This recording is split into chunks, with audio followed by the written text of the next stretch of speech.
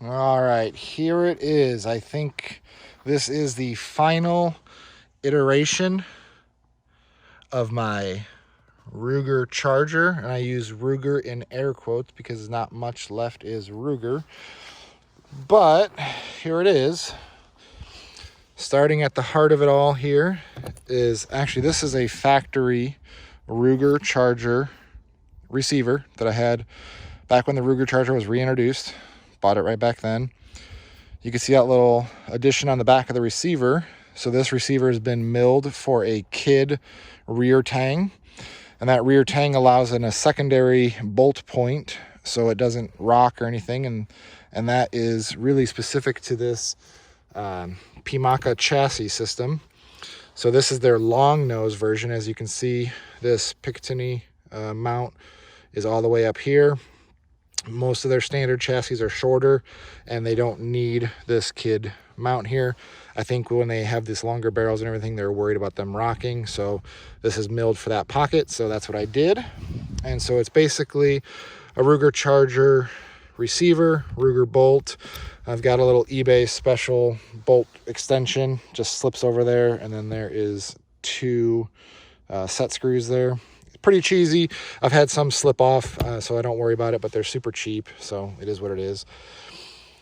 This is a standard trigger group with a tandem cross ultimate trigger kit in it. I love this trigger. I think it looks awesome, feels awesome. The serrated face there is just awesome on your finger. It's got a set screw for over travel adjustment. You could see right there it's already adjusted for my gun. I'm using an MOEK grip from Magpul. I like how small it is. With these chassis, you can't buy any of these grips that have the beaver tails in them because it just doesn't line up. So you gotta find one that's straight unless you want to modify your grip. Standard buffer tube extension with a SP Tactical SBA3.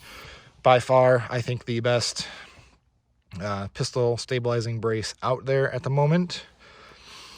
Standard 15 round mag. I like the 15 round mags. The 25 rounders I don't think work as good for me personally. I've never had a great one. I'm using some ladder rail covers here just to make it smoother on the bottom until I need that space.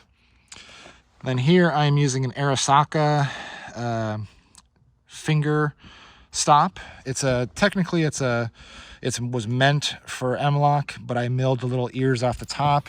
I put a new screw or bolt through the bottom. There's actually two factory holes right here in the chassis. I believe that's how they fixture them when they make them. So it kind of worked out. Just go through that existing hole and put a nut on the bottom or on the inside of the handguard there. Up top, we've got, you can see I plugged the back holes and then I mounted a rail, standard cheap, $10 Amazon scope rail, but I don't need the full rail for just a Holosun here, so I cut it in the back and I'm mounting a Holosun 403 GL 2 MOA dot. I don't believe they make this specific model anymore, but it's basically just a 2 MOA red dot only, no nothing else. Works great. I have the low mount on it, so it bolts right to the rail, and it's been great for this purpose. Moving up front here, we have this is actually a factory Ruger barrel that was cut down to 4.5 inches, rechambered, threaded, and worked over by Connecticut Precision Chambering. This gun actually groups now. With a factory barrel, it's basically a shotgun at 4.5 inches. So Randy over at CPC is pretty much the only guy that can do this effectively and cheaply. So I would definitely recommend his services. You could see I filled in the rear dovetail for the sight. Not great, obviously, but I put a dovetail blank in there and I filed it down till it kind of matched the profile.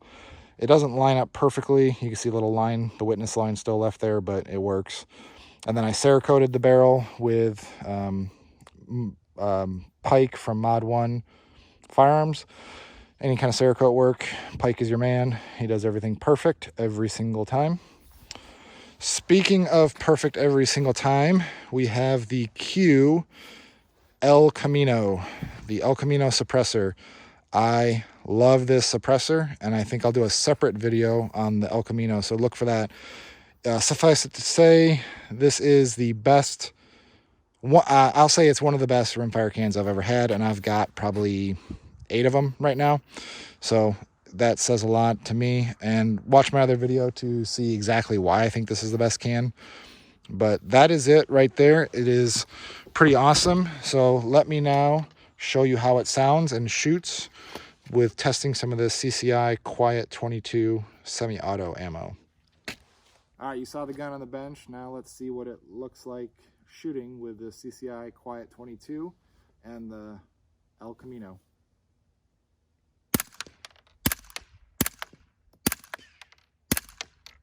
Super quiet.